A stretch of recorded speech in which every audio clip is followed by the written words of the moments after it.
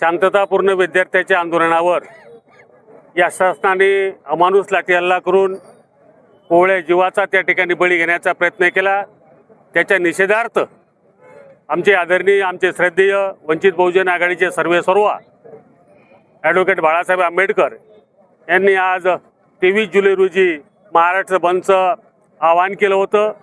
त्या आव्हानाला प्रतिसाद म्हणून बुलढाणा उत्तर जिल्ह्यामध्ये आणि आमच्या खामगाव तालुक्यामध्ये संपूर्ण शहरासह सर्व व्यापारी बांधवांनी आपली प्रतिष्ठाने बंद ठेवून या बंदच्या हाकेला आवाज दिला। सर्वांनी सोबत राहिले। या सर्वांना वंचित बहुजन आघाडीच्या वतीने आम्ही मनपूर्वक सर्वांचे आभार मानतो। असंच सहकार्य भविष्यात राहील। संवैधानिक कामामध्ये सर्व सोबत राहतील अशी अपेक्षा सर्व नागरिकांकडून करतो। सर्वांना धन्यवाद देतो। दिल्ली येथे विद्यार्थ्यांनी जो शांततापूर्ण मोर्चा काढला होता, त्या मोर्चावर दिल्ली पोलिसांनी जो अमानुषपणे विद्यार्थ्यांवर जो लाठीचार्ज केला, त्याच्यामध्ये विद्यार्थी भरपूर प्रमाणामध्ये जखमी झाले।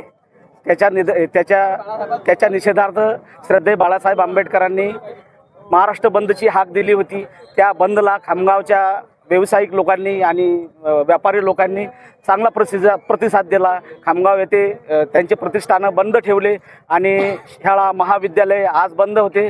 त्यांचा मी धन्यवाद देतो आणि श्रद्धेय बाळासाहेब आंबेडकर यांनी पुकारलेल्या बंदला वंचित बहुजन आघाडीतर्फे आम्ही खामगाव बंद केलं।